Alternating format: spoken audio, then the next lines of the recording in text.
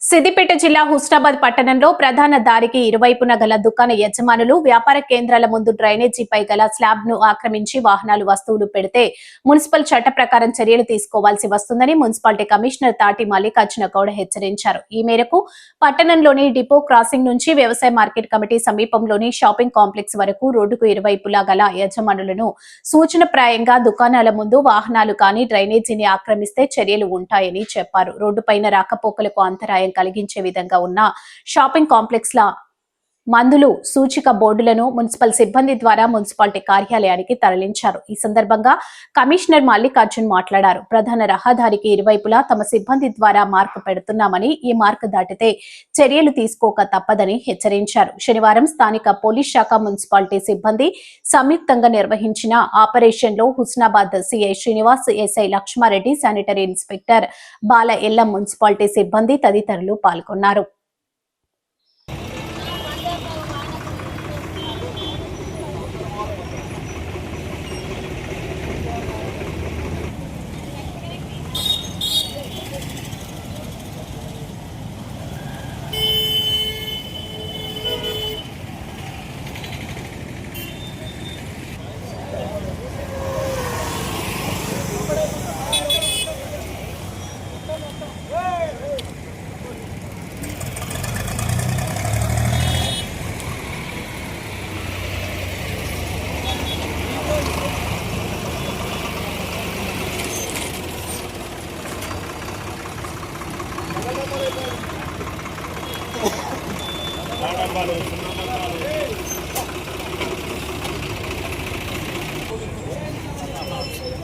ಅದರ ಕುಂತೆ ನಾಮ ಅವನ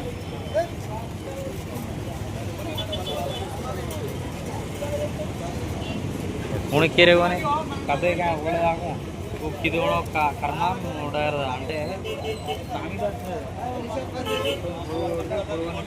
కిరి వాద మానరు రెండావు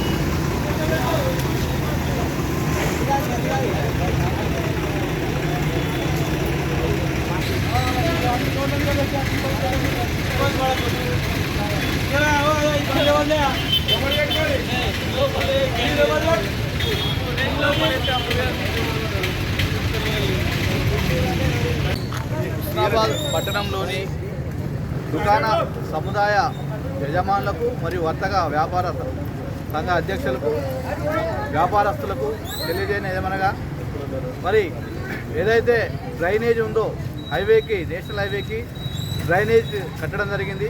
ఆ డ్రైనేజ్పై సిమెంట్ కాంక్రీట్ తోటి మన స్లాబ్ కూడా వేయడం జరిగింది. అట్టి స్లాబుపై ఎవరైనా కూడా ఆక్రమణ గురి చేస్తే మరి వారికి సంబంధించిన సామాన్లు పెట్టుకోవడం కానీ బండ్లు కానీ లేదంటే డిస్ప్లే బోర్డులు కానీ ఏదైనా కూడా పెడితే చట్ట ప్రకారం చర్యలు తీసుకుంటాం. మేము ఇచ్చిన మార్కు ప్రకారమే మీరు మీ యొక్క దుకాణానికి సంబంధించినటువంటి సామాన్లన్నీ ఆ మార్కు లోపలనే దాన్ని దాటి ఆ మార్కును దాటి బయటకు రాకూడదు.